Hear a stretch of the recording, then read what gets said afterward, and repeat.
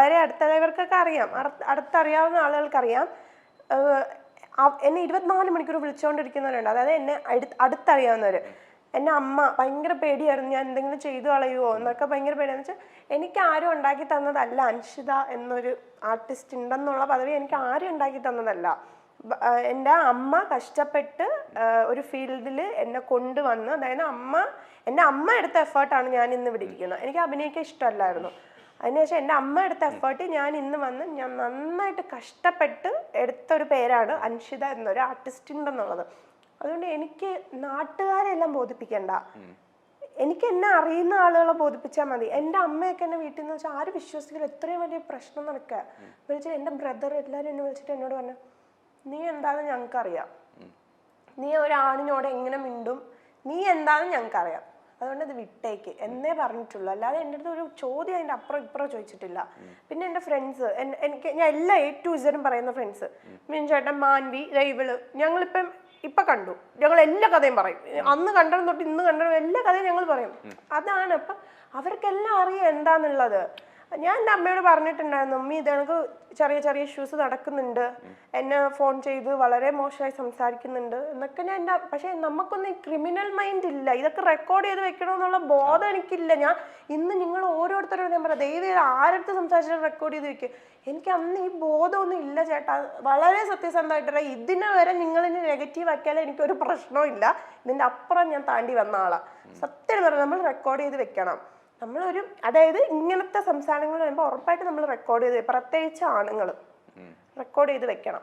പക്ഷെ ഞാൻ ഞെട്ടിപ്പോയെന്ന് ഈ എഡിറ്റിംഗ് വേർഷൻ കേട്ടപ്പോൾ ഞാൻ ഞെട്ടിപ്പോയി. എനിക്കറിയില്ല ഇനി എന്തൊക്കെ എഡിറ്റിംഗ് വേർഷൻസ് തരുമെന്ന് വെച്ചാൽ, പറഞ്ഞ സാധനങ്ങളെ വെട്ടി ഞാൻ പറഞ്ഞത് മാത്രം വിട്ട് അങ്ങനെയാണ് അത് വെളിയിൽ വന്നിരിക്കുക. എനിക്കറിയാലോ, ഞാൻ സംസാരിച്ച സാധനം എനിക്കറിയില്ലേ, ഇനി ഞാൻ സംസാരിക്കാത്ത സാധനം എനിക്ക് വരുമോന്നൊന്നും എനിക്കറിയത്തില്ല. ടെക്നോളജി അത്ര വളർന്നിരിക്കുന്നു.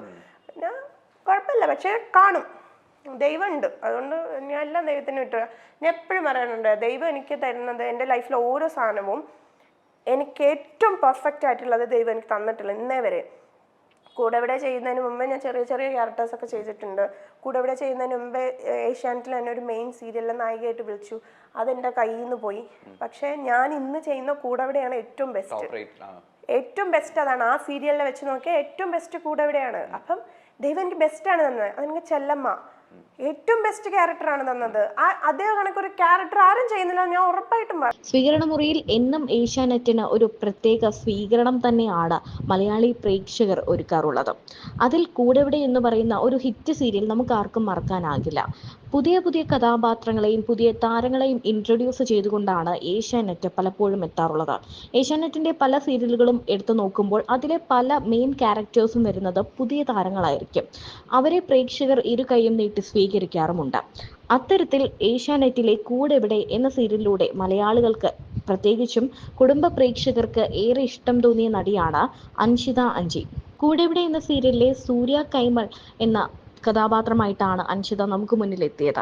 വളരെ പാവപ്പെട്ട കുടുംബത്തിൽ നിന്ന് വന്ന അൻഷിത തന്റെ ജീവിതം തന്നെയാണ് സീരിയലിലും കാണിച്ചു തന്നത്. എന്നാൽ പിന്നീട് അൻഷിതയെ തേടിയെത്തിയത് വലിയ വലിയ വിവാദങ്ങളാണ്. തമിഴിലേക്ക് ചേക്കേറിയതോടെ അൻഷിത കുറച്ചുകൂടി പ്രശസ്തയായി മാറി. തമിഴിലെ ചെല്ലമ്മ എന്ന സീരിയലാണ് അൻഷിതയ്ക്ക് വലിയൊരു പേര് നേടിക്കൊടുത്തത്. ഒരു അഭിനേത്രി എന്ന നിലയ്ക്ക് ഒരുപാട് പ്രകടനം കാഴ്ചവെക്കാനുണ്ടായിരുന്ന സീരിയൽ തന്നെയായിരുന്നു ഇത്. എന്നാൽ ആ സീരിയലിലെ നടനായ അർണവും അൻഷിതയും തമ്മിൽ എന്തോ അടുപ്പമുണ്ടെന്ന രീതിയിൽ ഒരു ഫോൺ കോൾ ലീക്ക് ആവുകയും തുടർന്നുള്ള വലിയ വലിയ പ്രശ്നങ്ങളൊക്കെ ഉണ്ടായി. താരദമ്പതികളായ ദിവ്യ ശ്രീധറും അർണവ് അംജദും തമ്മിലുള്ള സ്വാരസ്യങ്ങൾ തമിഴ് സിനിമാ ലോകത്ത് വലിയ ചർച്ചാ വിഷയമായി. രണ്ടാമത്തെ കുഞ്ഞിനെ ഗർഭിണിയായിരിക്കുന്ന സമയത്ത് അർണവിനെതിരെ ഗുരുതര ആരോപണങ്ങളുമായി ദിവ്യ എത്തി. ഗാർഹിക പീഡനം, ഗർഭഛിദത്തിനുള്ള ശ്രമം, അവിഹിത ബന്ധം ഇവയൊക്കെ ദിവ്യ അർണവിനെതിരെ ആരോപിച്ചു. സീരിയലിൽ കൂടെ അഭിനയിക്കുന്ന അൻഷിത അക്ബർ ഷായുമായി അർണവ് പ്രണയത്തിലാണെന്നും തന്നെ ഒഴിവാക്കി അൻഷിതയെ വിവാഹം കഴിക്കാൻ അർണവ് പദ്ധതിയിടുന്നുണ്ടെന്നും ദിവ്യ ആരോപിച്ചിരുന്നു. എന്നാൽ ഇതെല്ലാം നിഷേധിച്ച് അർണവും അൻഷിതയും രംഗത്തെത്തിയിരുന്നു. ആദ്യ വിവാഹത്തിലെ ബന്ധത്തിൽ മകളുള്ള കാര്യം മറച്ചുവെച്ചാണ് ദിവ്യ തന്നെ വിവാഹം ചെയ്തത് എന്നായിരുന്നു അർണവ് പറഞ്ഞത്. തന്റെ നിശബ്ദത വിഡ്ഢിത്തം തുടരാനുള്ള അനുവാദമല്ലെന്നും പ്രതികരിക്കുമ്പോൾ അത് വ്യക്തവും ശക്തവുമായിരിക്കണം എന്നുമായിരുന്നു അൻഷിത ഇൻസ്റ്റഗ്രാമിൽ അന്ന് കുറിച്ചത്. എന്നുവെച്ചാൽ ഞാൻ പറഞ്ഞില്ലേ, നമ്മുടെ വളർച്ച ഇഷ്ടമില്ലാത്ത ആളുകളുണ്ട്. അപ്പൊ അവര് നമ്മളെ കിട്ടിയ അവസരത്തിൽ ചവിട്ടി താഴ്ക്കുക എന്ന് പറയില്ലേ. അല്ലാതെ ഞാൻ നോർമലായിട്ടിരിക്കുമ്പോൾ എന്നെ ആർക്കും ചവിട്ടി താഴ്ക്കാൻ പറ്റത്തില്ല. അപ്പോൾ ആ ഒരു ഇതിൽ അവർക്ക് അറിയാം മെൻ്റലി ഇവള് വീക്കാണ് എന്നുള്ള ടൈമിൽ മെൻ്റലി കുറച്ച് തന്നെ ഒന്നും കൂടി വീക്കാക്കാൻ നോക്കി, പക്ഷെ വിട്ടുകൊടുത്തില്ല. എത്രയൊക്കെ നമ്മൾ ബോൾഡ് ആണെന്ന് പറഞ്ഞാലും ആ സമയത്ത് നമ്മൾ ഒരുപാട് എത്ര ബോൾഡാന്ന് പറഞ്ഞാലും എല്ലാവരും മനുഷ്യന്മാരാണ്. ഞാൻ ഭയങ്കര അത് വലിയൊരു സംഭവം തന്നെ ഇവിടെ ഇതിൻ്റെ ഇടയ്ക്ക് നടന്നിട്ടുണ്ട്, പക്ഷെ എനിക്കത് ഷെയർ ചെയ്യാൻ താല്പര്യമില്ലാത്തതുകൊണ്ട് ഞാൻ അത് പറയുന്നില്ല. എന്ന് വെച്ചാൽ നമ്മൾ വിട്ടുപോകും, നമ്മൾ മൊത്തത്തിൽ നമ്മൾ വിട്ടുപോകും, നമ്മളെ മൈൻഡും കാര്യങ്ങളും ഒക്കെ വിട്ടുപോകും. നമ്മൾ എന്തിന് എന്ന് തോന്നും, നമ്മൾ എന്തിന് എന്നൊരു ചോദ്യം വരും.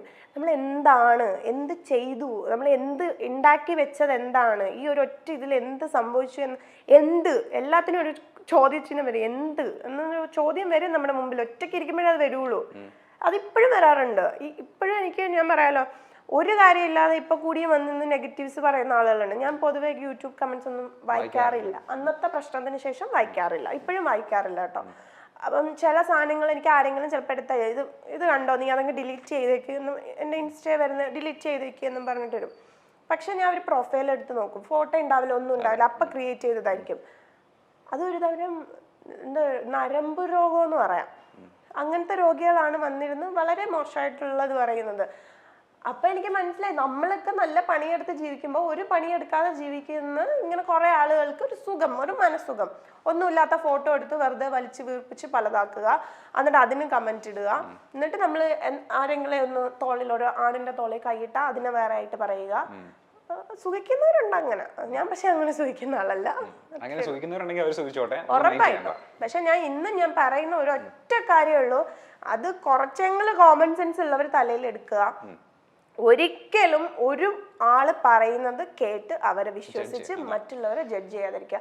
നിങ്ങൾ വിചാരിക്കുന്നതല്ല ഈ ലോകം, നിങ്ങൾ വിചാരിക്കുന്നതല്ല ആളുകൾ. ഞാൻ എൻ്റെ ലൈഫിൽ കണ്ടു അഭിനയിക്കാൻ, ലൈഫിൽ അഭിനയിക്കുന്ന കണക്ക് അവർ ചെയ്യുന്ന ഒരു തൊഴിൽ അവർ അഭിനയിക്കില്ല.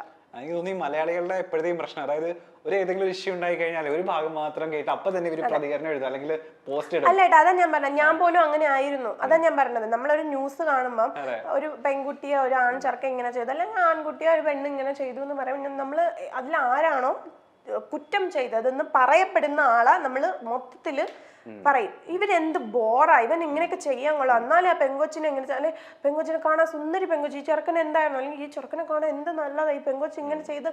അതൊന്നും അല്ല, അവർക്കിടയിൽ നടക്കുന്നത് നമുക്ക് അറിയത്തില്ല. അത് അറിയാത്ത കാര്യത്തെ ഇപ്പൊ തലയിടാതിരിക്കുക. എന്തിനാണ് മറ്റുള്ളവരുടെ ലൈഫിൽ തലയിടുന്നത്? വേറെ എന്തൊക്കെ കാര്യങ്ങളുണ്ട്? എനിക്ക് ഇങ്ങനെ തലയിട്ടാണ് ഇന്ന് നമ്മുടെ സമൂഹത്തിൽ പല പ്രശ്നങ്ങളും ഇപ്പം ഉണ്ടായിക്കൊണ്ടിരിക്കുന്നത്. ഇവരുടെ ഫോൺ കോൾ ലീക്കായതും അതിനെ ചൊല്ലിയുള്ള പല കാര്യങ്ങളും തുറന്നു പറഞ്ഞുകൊണ്ട് അൻഷിത ഇപ്പോൾ എത്തുന്നുണ്ട്. തന്റെ ഇത്രയും വലിയൊരു പ്രശ്നം, താൻ ആത്മഹത്യ ചെയ്യാതിരിക്കാൻ തന്റെ കുടുംബം ഒപ്പം നിന്നു, ഇതുവരെയും താൻ എന്താണെന്ന് അറിയുന്ന തന്റെ കുടുംബം തനിക്കൊപ്പം തന്നെ നിന്നിട്ടുണ്ടെന്നും അൻഷിത പറയുന്നുണ്ട്. അതുമാത്രമല്ല, തന്റെ അമ്മയാണ് തന്നെ സീരിയലിലേക്ക് എത്തിച്ചത്. താൻ കഷ്ടപ്പെട്ട് തന്നെയാണ് ഇപ്പോൾ പണം ഉണ്ടാക്കുന്നത്. വെയിൽ കൊണ്ടും സൈക്കിൾ ഓടിച്ചും അഭിനയത്തിന് വേണ്ടി താൻ ഒരുപാട് സാക്രിഫൈസ് ചെയ്യുന്നുണ്ടെന്നും അൻഷിത പറയുന്നുണ്ട്. ഒരുപാട് കഷ്ടപ്പെട്ട് കേൾക്കേണ്ടതും അറിയേണ്ടതും അനുഭവിക്കേണ്ടതും എല്ലാം അറിഞ്ഞു തന്നെയാണ് താൻ ഈ നിലയിലേക്ക് എത്തിയതെന്നും ഒരു ഗോസിപ്പുകളും തന്നെ ബാധിക്കില്ല എന്നും അൻഷിത പറയുന്നുണ്ട്.